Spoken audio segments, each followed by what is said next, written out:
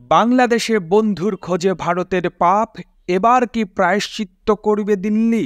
ঢাকায় শেখ হাসিনা সরকারের পতন ও প্রধানমন্ত্রী দেশ ছাড়ার ঠিক ১৫ দিন আগে বাংলাদেশের সুপ্রিম কোর্ট বিতর্কিত কোটা পদ্ধতি বাতিল করার ঠিক পরদিন দিল্লিতে টাইমস অব ইন্ডিয়ার সম্পাদকীয় শিরোনামে ছিল ডিস্টার্বিং ইন ঢাকা। ওই সম্পাদকীয়তে লেখা হয়েছিল, কোটা বিরোধী আন্দোলনকে ঘিরে যে সহিংসতা দেখা যাচ্ছে তা আওয়ামী লীগের কর্তৃত্ববাদী ও স্বৈরাচারী রাজনীতিরই উপসর্গ। ভারতের এখন সময় এসেছে হাসিনার পর কি তা নিয়ে ভাবার। পাত্তাই দেননি এই সম্পাদকীয়কে ভারতের নীতি নির্ধারকরা। অতীতে এই ধরনের ভুল তারা বারংবার করেছে।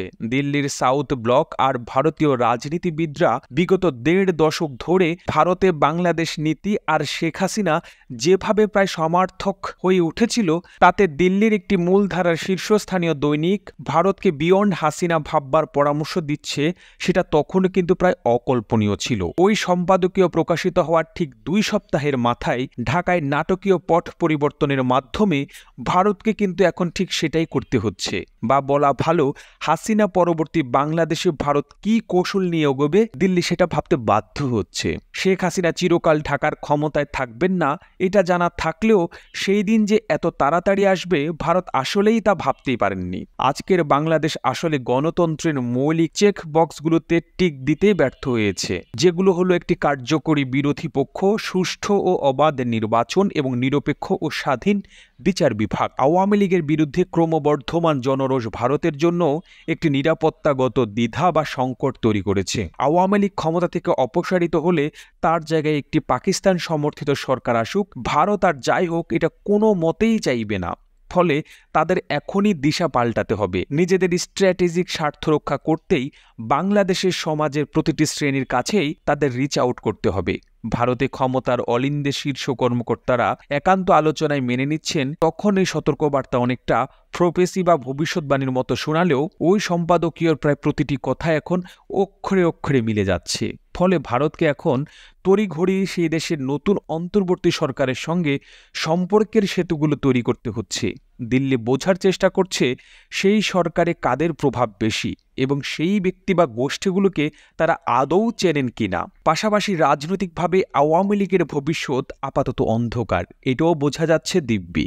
সে বাস্তবতা থেকেই বিকল্প কোনো রাজনৈতিক শক্তির সঙ্গে সম্পর্ক স্থাপন করা যেতে পারে এবং সেটা কিভাবে ভাবতে হচ্ছে তা নিয়েও। বাংলাদেশে ক্ষমতার পালাবদলের পর সে দেশে জামায়াত বা হেফাজতে ইসলামের মতো ইসলামী শক্তিগুলোর দাপট ও রমরমাও ভারতের জন্য একটা উদ্বেগের কারণ হয়ে উঠেছে। তাছাড়া গত কয়েক বছরে ভারতের বিভিন্ন রাষ্ট্রায়ত্ত ও বেসরকারি সংস্থা বাংলাদেশে বিভিন্ন খাতে শত শত কোটি টাকা লগ্নি করেছে।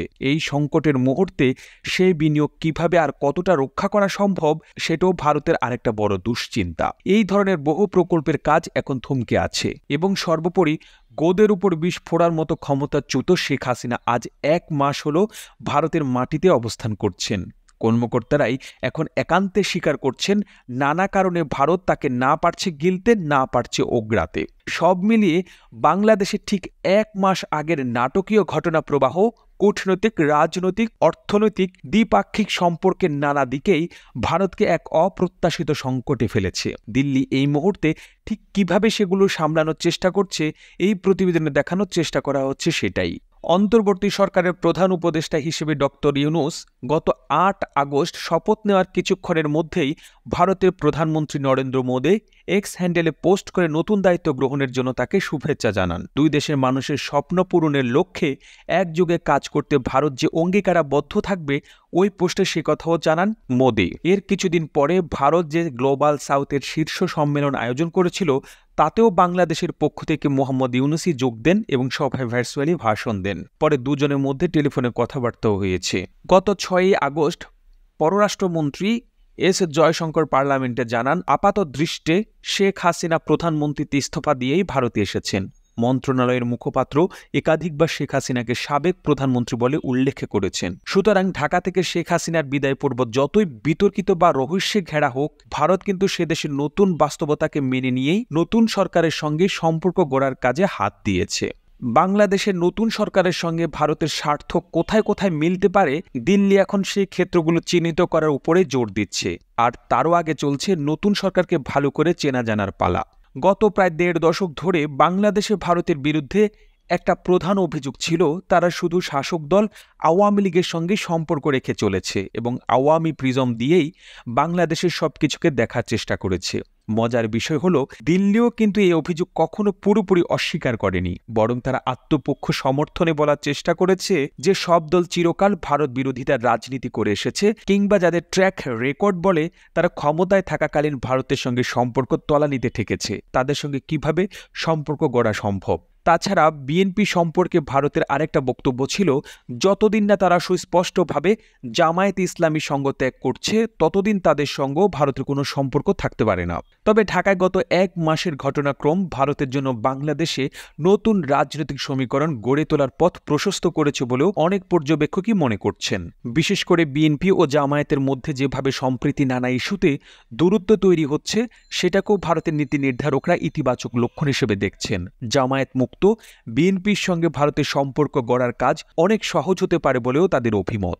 ঢাকা দিল্লির দ্বিপাক্ষিক সম্পর্কের ক্ষেত্রে এই জটিল পরিস্থিতির মধ্যেই ভারতের জন্য বাড়তি অস্বস্তি বয়ে এনেছেন বাংলাদেশের অপসারিত প্রধানমন্ত্রী শেখ হাসিনা। তিনি গত ১ মাস ধরে ভারতের রাজধানীতে অবস্থান করছেন। তাকে ভারতের রাজনৈতিক আশ্রয় দেওয়া হলে সেটা যে বাংলাদেশের অন্তর্বর্তী সরকারের সঙ্গে ও সে দেশের সাধারণ মানুষের সঙ্গে নতুন করে সম্পর্ক গড়ার ক্ষেত্রে অন্তরায় হতে পারে, ভারত তা বিলক্ষণ বুঝতে পারছে। কিন্তু তা সত্ত্বেও বিগত প্রায় ৫০ বছর ধরে যিনি ভারতের ঘনিষ্ঠ মিত্র ও আস্থাভাজন, সেই শেখ হাসিনার বিপদের মুহূর্তে তার পাশে না দাঁড়ানোটাও ভারতের জন্য কোনো অপশন বা বিকল্প নয়। ফলে তাকে যথাযথ মর্যাদায় ও উপযুক্ত সম্মান দিয়েই ভারত প্রথম দিন থেকেই সব ধরনের আতিথেয়তা দিয়ে চলেছে। তবে কতদিন সেটা করে যেতে হবে এই মুহূর্তে ভারতেরও সেই ব্যাপারে কোনো স্পষ্ট ধারণা নেই। তবে বাংলাদেশে পালাবদলের পর সে দেশের নতুন বন্ধুদের খুঁজে বের করা ও তারপর কাঠামোগত ফ্যাক্টরে বন্ধুতার বিনিয়োগ, সব মিলিয়ে কাজটা যে আদৌ সহজ হবে না, ভারতের শীর্ষ নীতি নির্ধারকরা মাত্র ১ মাসের মধ্যেই সেটা দিব্যি টের পাচ্ছেন।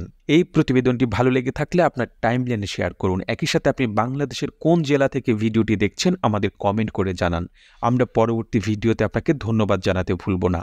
আর এতক্ষণ বিশ্ব বাংলার সাথে থাকার জন্য আপনাকে অসংখ্য ধন্যবাদ।